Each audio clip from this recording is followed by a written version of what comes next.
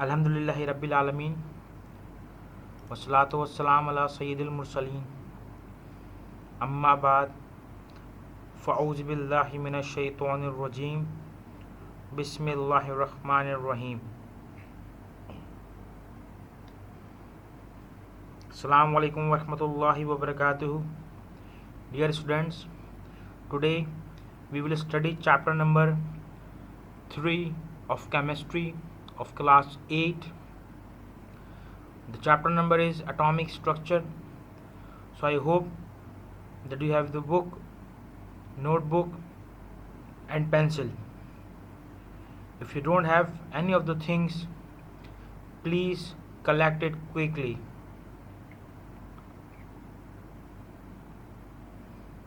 And now open your books and chapter number 3. But first we have to recite the dua of ilm.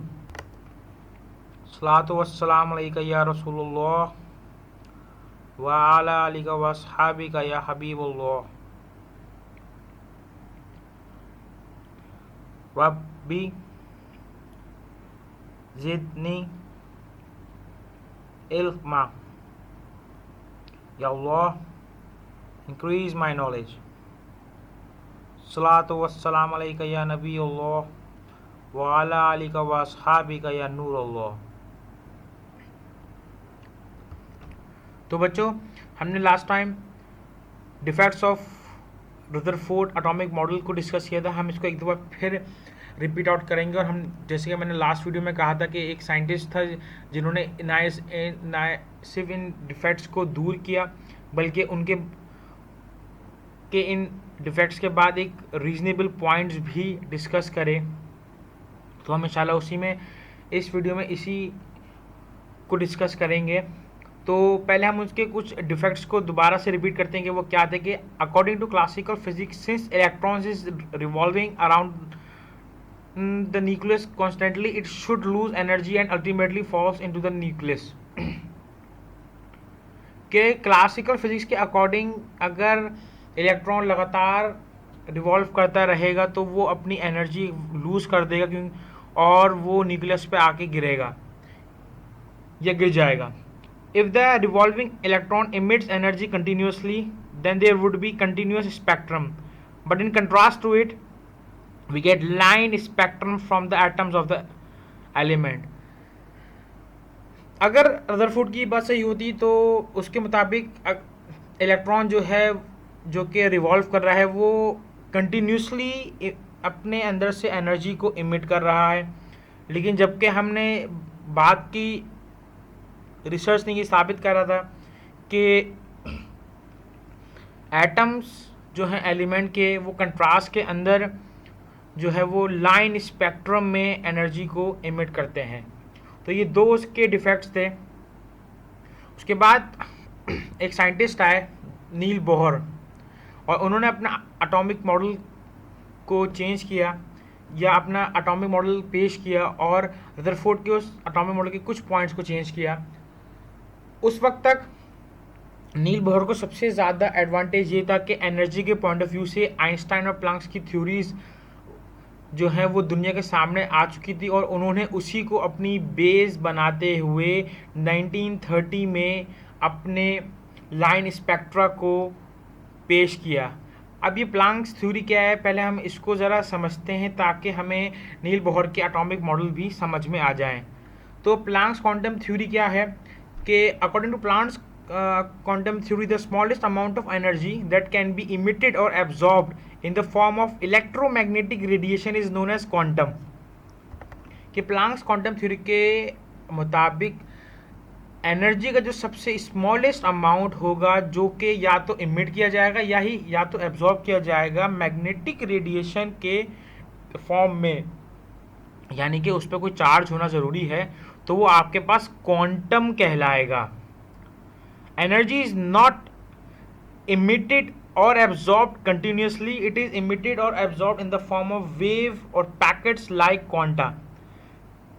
Energy जो है वो कभी भी emit या तो एब्जॉर्ब कंटिन्यूसली तौर पे नहीं की जाती, बल्कि ये एक वेव पैकेट्स, यानी कि छोटे छोटे पार्ट्स में जो है वो इमिट या एब्जॉर्ब की जाती है, जिसको हम क्वांटा कहते हैं, जो कि क्वांटम का प्लूरल है। The energy of the radiation absorbed or emitted is directly proportional to the frequency of the radiation. जो एनर्जी आप एब्जॉर्ब या इमिट कर रहे हैं वो डायरेक्टली प्रोपोर्शनल है उस रेडिएशन की फ्रीक्वेंसी के, कि वो किस फ्रीक्वेंसी से वो रेडिएशन आ रही है। जितनी ज़्यादा होगी तो एनर्जी भी उसी हिसाब से ज़्यादा होगी। तो प्लांक्स ने ये थ्योरी पेश की थी और उसने इक्वल टू एच वी जो है वो ये पेश किया था कि एनर्जी जो है वो प्लांक्स थ्योरी और जो है उसकी फ्रीक्वेंसी के इक्वल है। हम इसको इस तरह भी समझ सकते हैं कि अगर हमने इसको अगर एग्जाम्पल के तौर पे देखना हो तो लाइट के अंदर जिसको हम फोटॉन्स का नाम देते हैं, कि सनलाइट के अंदर जो है वो रेज होते हैं और उस रेज के अंदर बहुत छोटे छोटे स्मॉल पैकेट्स होते हैं एनर्जी के। तो वो स्मॉल पैकेट जो हैं वो प्लांक्स क्वांटम थ्योरी के मुताबिक वो क्वांटा कहलाते हैं, और लाइट के अंदर हम उसको फोटॉन्स कहते हैं। तो जब ये थ्योरी आई तो नील बोहर को सबसे ज़्यादा एडवांटेज उसके एटॉमिक मॉडल के अंदर हासिल हुआ, और उसने उसी बेस के हिसाब से कुछ पॉइंट्स पेश किए। वो पॉइंट्स क्या थे कि according to Bohr's theory electron revolve in definite circular orbits around the nucleus, and these orbits are designed by the letters K, L, M, N और by the numbers 1, 2, 3, 4 and so on। कि नील Bohr के मुताबिक electron जो है वो एक definite circle के अंदर रिवॉल्व कर रहा है न्यूक्लियस के गिर्द, और उसने उन ऑर्बिट्स को जो है वो K, L, M, N या 1, 2, 3, 4 नंबर्स का नाम दिया कि जैसे जैसे ये आगे चले जाएंगे तो ये इनको नाम मिलते चले जाएंगे। As long as electrons revolve in a particular orbit they can neither gain energy nor lose energy। कि जब तक इलेक्ट्रॉन अपने उस पर्टिकुलर सर्किल के अंदर रिवॉल्व कर रहा है ना ही वो एनर्जी को गेन करता है और ना ही वो एनर्जी को लूज करता है। Such orbits are called stationary orbits और स्टेशनरी स्टेट्स। इस तरह के ऑर्बिट्स और इस तरह की जो शेल्स हैं हमारे पास, वो हमारे पास स्टेशनरी ऑर्बिट्स और स्टेशनरी स्टेट्स कहलाते हैं, यानी कि एनर्जी के states. When an electron jumps from higher orbit to lower orbit it release energy in the form of radiation। कि जब भी इलेक्ट्रॉन किसी हाई एनर्जी ऑर्बिट से लो एनर्जी ऑर्बिट में आता है तो वो एनर्जी को रिलीज करता है रेडिएशन की शक्ल में। And when electron jumps from the lower orbit to the higher orbit it absorbs energy in the form of radiation. और जब इलेक्ट्रॉन किसी लो एनर्जी ऑर्बिट से हाई एनर्जी ऑर्बिट में जाएगा तो वो हमेशा जो है वो एनर्जी को रेडिएशन की शक्ल में एब्जॉर्ब करेगा। ये इसके एटॉमिक मॉडल का सबसे अहम पॉइंट है कि यानी कि जब तक इलेक्ट्रॉन अपने शेल के अंदर है, अपने स्टेशनरी ऑर्बिट के अंदर रिवॉल्व कर रहा है तो वो कभी भी ना ही एनर्जी को गेन करेगा और ना ही एनर्जी को लूज करेगा। लेकिन जब वो अपना शेल या अपनी एनर्जी की स्टेट को चेंज करता है तो वो किस तरह करेगा चेंज, कि जब इलेक्ट्रॉन किसी हाई एनर्जी लेवल से लो एनर्जी लेवल पे आएगा तो वो एनर्जी अपने अंदर से रिलीज करेगा, और जब लो से हाई पे जाएगा तो वो एनर्जी एब्जॉर्ब करेगा। सवाल है यहाँ पे कि सर इलेक्ट्रॉन जब हाई से लो पे आ रहा है तो तब एनर्जी रिलीज क्यों कर रहा है, एब्जॉर्ब भी तो कर सकता है। और इसी तरह इस सेकंड पार्ट में ये कि सर जब लो से हाई में जा रहा है तब एनर्जी एब्जॉर्ब क्यों कर रहा है, रिलीज भी तो कर सकता है। तो इसका जवाब कॉमन सेंस हमारा देता है कि जब इलेक्ट्रॉन किसी हाई एनर्जी ऑर्बिट से लो में आएगा तो उसको अपने अंदर से वो एनर्जी रिलीज करनी, वो एक्स्ट्रा एनर्जी अपने अंदर से रिलीज करनी पड़ेगी ताकि वो उस ऑर्बिट में उस शेल के अंदर आ सके। क्योंकि जब तक वो हाई स्टेट के अंदर था इलेक्ट्रॉन उसके अंदर एनर्जी ज़्यादा थी, अब उसको जब लोअर एनर्जी स्टेट में आना पड़ेगा तो अपने अंदर से उस एक्स्ट्रा एनर्जी को अपनी अंदर से उसको रिलीज़ करना पड़ेगा रेडिएशन की फॉर्म में, ताकि वो अगले जिस ऑर्बिट में जा रहा है तो वो उस एनर्जी के मुताबिक अपने आप को ढाले और उस एनर्जी के पॉइंट तक अपनी एनर्जी को ले आए और फिर उसके अंदर रिवॉल्व होना शुरू कर दे। और सेकंड पार्ट में ये कि जब इलेक्ट्रॉन किसी लो ऑर्बिट से हाई ऑर्बिट में जाएगा तो उसको एनर्जी एब्जॉर्ब क्यों करनी पड़ेगी, क्योंकि अब वो लो से हाई में जा रहा है तो उसके पास इतनी एनर्जी नहीं है कि वो ऑर्बिट में रिवॉल्व कर सके, तो उसको एनर्जीज की रिक्वायरमेंट है। पहले वाले में एक्स्ट्रा थी तो इसलिए रिलीज कर रहा था, अब यहाँ पे रिक्वायरमेंट है तो इसलिए वो एब्जॉर्ब करेगा रेडिएशन की फॉर्म में। It explains the stability of an atom and also the line spectrum of hydrogen atom. क्योंकि ये एक्सपेरिमेंट रदरफोर्ड ने एक सिंपल हाइड्रोजन एटम के ऊपर किया था, तो इस थ्योरी के बाद जो है लाइन स्पेक्ट्रा और दूसरी सब चीज़ें जो हैं वो बिल्कुल क्लियर हो गई थी कि किस तरह इलेक्ट्रॉन के अंदर से एनर्जी इमिट होती है। अब हम अगर Niels Bohr atomic model of atom को देखें तो सेंटर के अंदर उसका पॉजिटिवली चार्ज न्यूक्लियस है जैसे कि होता है, और जो हमने नंबर ऑफ शेल्स जो कि एक मुख्तलिफ इंटरवल के बाद मौजूद होते हैं, तो उसने उनको के जो बिल्कुल न्यूक्लियस के करीब शेल था उसको उसने के नाम दिया, जो उससे सेकेंड वन पे था उसको एल, फिर एम, फिर एन, और फिर उसने उसको न्यूमेरिक वैल्यूज़ में भी उसको डोनेट किया, जैसे 1 2 3 4 5 6 एंड सो ऑन। ये उसकी एक तरह की पिक्चर है कि उस पॉइंट को समझाने के लिए कि अगर इलेक्ट्रॉन बिल्कुल लास्ट सेल से फर्स्ट सेल में आ रहा है, यानी कि हाई एनर्जी ऑर्बिट से लो एनर्जी ऑर्बिट में आएगा, तो उसको अपने अंदर से जो है एनर्जी को रिलीज करना पड़ेगा। ये वही एच और वी है जो कि हमने प्लांक्स कांस्टेंट के अंदर, ये प्लांक क्वांटम थ्योरी के अंदर पढ़ा था। तो ये वही है कि ये रेडिएशन की शक्ल में जो है अपने अंदर से एनर्जी को इमिट आउट करेगा। अब नील बोहर के साथ मजीद एक अच्छा एक पॉजिटिव पॉइंट ये रहा कि जब ये स्टडीज़ वगैरह चली और उसने अपने ये एटॉमिक मॉडल्स को पेश किया था, उस वक्त तक एटॉमिक नंबर और एटॉमिक मास का कॉन्सेप्ट भी आ चुका था, जिसने उसकी बहुत हेल्प करी कि वो अपने इस थ्योरी को इलेक्ट्रॉनिक कॉन्फ़िगरेशन में कन्वर्ट कर सके। और उसने ये करके भी दिखाया। कैसे कि जब एटॉमिक नंबर का कॉन्सेप्ट आया, पहले हम ये खुद समझते हैं कि एटॉमिक नंबर क्या है, कि द एटॉमिक नंबर और प्रोटॉन नंबर जो कि Z से के सिंबल से शो किया जाता है of chemical element is the number of proton found in the nucleus of every atom of that element. कि एटॉमिक नंबर क्या होता है, किसी भी एटम के अंदर उसके न्यूक्लियस के अंदर जितने नंबर ऑफ प्रोटॉन्स पाए जाते हैं वो उसका एटॉमिक नंबर होता है। The atomic number uniquely identifies a chemical element, और ये जो एटॉमिक नंबर है ये हर एलिमेंट का डिफरेंट होता है और ये उसकी यूनिकनेस को डिफाइन करता है। It is identical to the charge number of the nucleus in an uncharged atom. The atomic number is also equal to the number of electrons, और यही नंबर ऑफ प्रोटॉन जो है ये न्यूक्लियस पर क्या चार्ज है इसको भी डोनेट करता है। एटॉमिक नंबर की एक और डेफिनेशन ये है कि अगर एटम न्यूट्रल है तो उसके अंदर जितने नंबर ऑफ इलेक्ट्रॉन होंगे वो भी उसका एटॉमिक नंबर बन सकता है। क्योंकि हमने ये बैक पे पढ़ा कि एटम उसी वक्त न्यूट्रल होता है जब उसमें नंबर ऑफ इलेक्ट्रॉन और नंबर ऑफ प्रोटॉन जो हैं वो इक्वल हों, तो उस वक्त तक ये एटॉमिक नंबर का कॉन्सेप्ट हमारे पास आ गया था। जैसे कि आप इसमें भी इजीली तौर पे एटॉमिक नंबर जानने के बाद आप इस न्यूक्लियस में इसके नंबर ऑफ प्रोटॉन्स को काउंट इजीली तौर पे कर सकते हैं। फिर आया था कॉन्सेप्ट एटॉमिक मास का। एटॉमिक मास क्या है? The total sum of protons and neutrons in the nucleus of an atom is called atomic mass और मास नंबर। हम अगर न्यूक्लियस के अंदर प्रोटॉन और न्यूट्रॉन का आपस में सम कर लें तो हमारे पास मास नंबर या एटॉमिक मास आ जाएगा।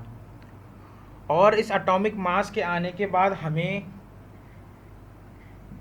क्या फ़ायदा हुआ कि हम इससे ईज़िली तौर पे ये आइडेंटिफाई कर सकते थे कि किस एलिमेंट का क्या एटॉमिक नंबर है और क्या एटॉमिक मास है।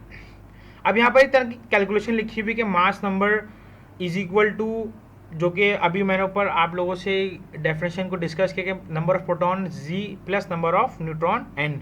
तो हम इनको अगर आप ऐड करेंगे तो हम इसको शॉर्ट फॉर्म में इस तरह भी लिख सकते हैं कि A is equal to Z plus N. फिर यहाँ पे एक और पॉइंट लिखा हुआ है N is equal to A minus Z. यानी कि हम इससे न्यूट्रॉन भी मालूम कर सकते हैं। सवाल ये है कि हम यहाँ पे न्यूट्रॉन क्यों मालूम करें, हमें क्या ज़रूरत है। हमें एटॉमिक मास का कॉन्सेप्ट मिल गया, हमें एटॉमिक नंबर का कॉन्सेप्ट मिल गया, फिर हम ये न्यूट्रॉन क्यों मालूम करें।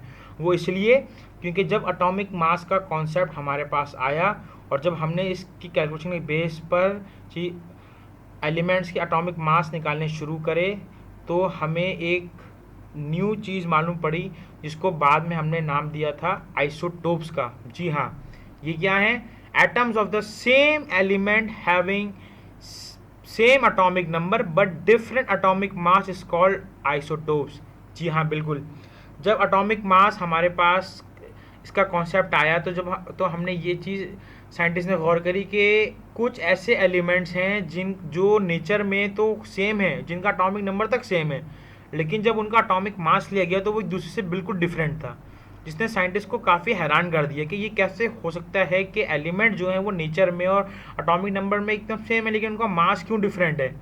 तो फिर इस पर मज़ीद रिसर्च करने के बाद ये पता लगा कि आइसोटोप्स जो है वो इस का कॉन्सेप्ट हमारे सामने आया और हमें ये पता लगा कि इस तरह के भी एलिमेंट्स मौजूद हैं। अब ये किस तरह ये चीज़ हुई कि एटॉमिक नंबर सेम है लेकिन एटॉमिक मास कैसे वो डिफरेंट, क्योंकि it contain equal number of protons but different number of neutron in their nucleus. जी हाँ, यानी कि उनके अंदर जो डिफरेंस आ रहा था वो नंबर ऑफ न्यूट्रॉन की वजह से आ रहा था, कि उसमें नंबर ऑफ न्यूट्रॉन ज़्यादा या कम थे, उसकी बुनियाद पर इनका एटॉमिक मास चेंज हो रहा था। और उसी ने साइंटिस्ट को हिस्ट्री में नहायत ही परेशानी में डाला कि ये कैसे हो सकता है कि एक एलिमेंट के या हमने एक एलिमेंट मुख्तलिफ जगह से लिया और हैं बिल्कुल सेम, एटॉमिक नंबर भी सेम आ रहा है लेकिन एटॉमिक मास जो है वो डिफरेंट आ रहा है। वो इसलिए क्योंकि कुछ के अंदर नंबर ऑफ न्यूट्रॉन ज़्यादा थे, तो उन डिफरेंट को उन्होंने आइसोटोप्स का नाम दिया, मतलब सेम जैसे डिफरेंट, एक जैसे दिखते हुए भी मुख्तलिफ। इसको आप इस तरह समझ सकते हैं कि हमें जब हाइड्रोजन के आइसोटोप्स मिले तो हमने उनको नाम दिया प्रोटियम, ड्यूटेरियम और ट्राइटियम। इसमें हुआ क्या कि तीनों के अंदर नंबर ऑफ प्रोटॉन सेम थे 1 1। जहाँ पर सिंपल हाइड्रोजन है जिसको हम प्रोटियम कहते हैं उसके न्यूक्लियस के अंदर कोई भी न्यूट्रॉन मौजूद नहीं होता, इसलिए इसका एटॉमिक नंबर भी 1 है और मास नंबर भी 1 है। जबकि हमने जब ड्यूटेरियम को देखा तो हमने ये देखा कि उसके न्यूक्लियस के अंदर एक न्यूट्रॉन मौजूद है, तो उस एतबार से इसका एटॉमिक नंबर बन गया 2। उसके एतबार से इसका एटॉमिक मास बन गया 2। फिर हमने देखा ट्राइटियम को, तो हमने देखा कि उसके अंदर उसके न्यूक्लियस के अंदर एक नहीं बल्कि 2 न्यूट्रॉन मौजूद हैं, तो उस हिसाब से इसका एटॉमिक मास बन गया 3। तो आइसोटोप्स का कॉन्सेप्ट हमें क्या समझाया कि ऐसे एलिमेंट जो जिनका एटॉमिक नंबर तो सेम हो लेकिन उनका एटॉमिक मास डिफरेंट हो, वो आपके पास आइसोटोप्स कहलाते हैं। इसी तरह कार्बन की मिसाल दी कि हमें जो कार्बन मिले, कार्बन 13 14 वगैरह, उसके अंदर नंबर ऑफ प्रोटॉन 6 तो बिल्कुल सेम थे, यानी कि उनका एटॉमिक नंबर तो बिल्कुल सेम था, लेकिन उनके अंदर न्यूट्रॉन जो थे वो बिल्कुल डिफरेंट थे। इसलिए आपको यहाँ पे ये पॉइंट लिखवाया था कि n = a - z। जब आपको एटॉमिक नंबर और जब आपको मास नंबर और नंबर ऑफ प्रोटॉन मालूम होंगे तो आप ये मालूम कर सकते हैं कि उसके अंदर नंबर ऑफ न्यूट्रॉन क्या है, और आप इजीली तौर से ये मालूम कर सकते हैं कि वो आया किस एलिमेंट का, कौन सा आइसोटोप है।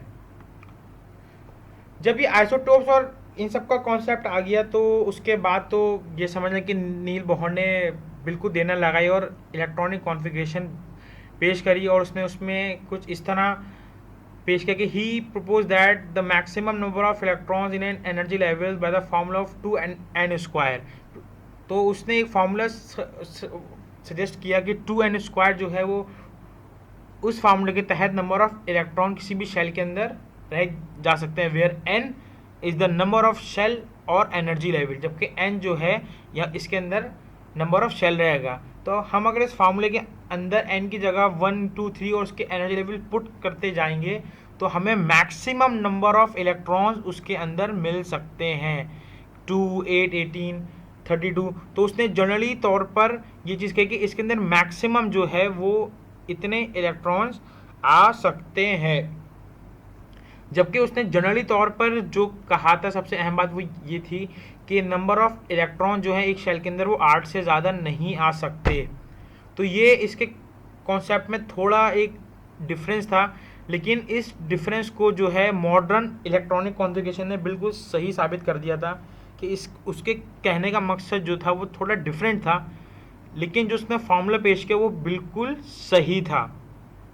वो कैसे कि उसने 20 एलिमेंट्स पर मौजूद इलेक्ट्रॉनिक कॉन्फ़िगरेशन बनाई और उसके अंदर उनकी एटॉमिक नंबर्स की बुनियाद पर नंबर ऑफ इलेक्ट्रॉन को उसके अंदर प्लेस करना शुरू किया। जैसे कि यहाँ पे लिखा हुआ है कि हाइड्रोजन का एटॉमिक नंबर 1 होता है, तो उसके अंदर इलेक्ट्रॉन 1 ही है, तो उसने 1 जो है कि वो एक शेल के अंदर प्लेस कर दिया। इस तरह उसने जो स्टार्टिंग के 10 थे वो ईजिली तौर पर उसने इसके अंदर प्लेस आउट कर दिए। फिर जब 11th 12th और टिल 20 तक गया तो उसने एक एक शेल के अंदर, एक एक ऑर्बिट के अंदर एक एक मैक्सिमम जो नंबर ऑफ इलेक्ट्रॉन्स रखे वो 8 ही रखे, कि एक ऑर्बिट के अंदर और एक शेल के अंदर जो है वो 8 से ज़्यादा इलेक्ट्रॉन नहीं आ सकते। और 8 के बाद फिर जो है वो इलेक्ट्रॉन जो है वो अपने शेल को चेंज करेंगे, और फिर जब उसमें 8 फिलअप हो जाएंगे उसके बाद फिर वो मज़ीद नेक्स्ट एनर्जी लेवल या नेक्स्ट शेल में ट्रांसफ़र हो जाएंगे। जैसे कि आप लास्ट के 2 इसके अंदर देख सकते हैं कि इसके अंदर कि फर्स्ट शेल में 2 आए, फिर 8 फिर देन जो आखिर में 1 और 2 बचे कैल्शियम और पोटेशियम में, वो बिल्कुल लास्ट शेल में आए। इस थ्योरी के बाद, इस कॉन्फ़िगरेशन के बाद हमें शेल और ऑर्बिट का डिफरेंस पता लगा, कि जिसे हम ये बोलते हुए आ रहे थे कि शेल और ऑर्बिट एक ही है, ये एक ही है। तो मॉडर्न इलेक्ट्रॉनिक कॉन्फ़िगरेशन ने इस चीज़ को बिल्कुल सही साबित किया, और उसने दोनों चीज़ों को बिल्कुल सही साबित करा कि जो नील बोहर ने फॉर्मूला दिया था वो भी सही है, और जो इसने ये इस तरह की electronic configuration, general electronic configuration की थी, वो भी इस पॉइंट ऑफ व्यू से बिल्कुल सही है। आई होप स्टूडेंट्स आपको ये चैप्टर और ये नील बोहर का कॉन्सेप्ट समझ में आया होगा। In the end my dear students, I hope everything I have taught in this lesson is very clear. Revise it at home. May Allah strengthen your memory. Ameen. Jazakallahu khair.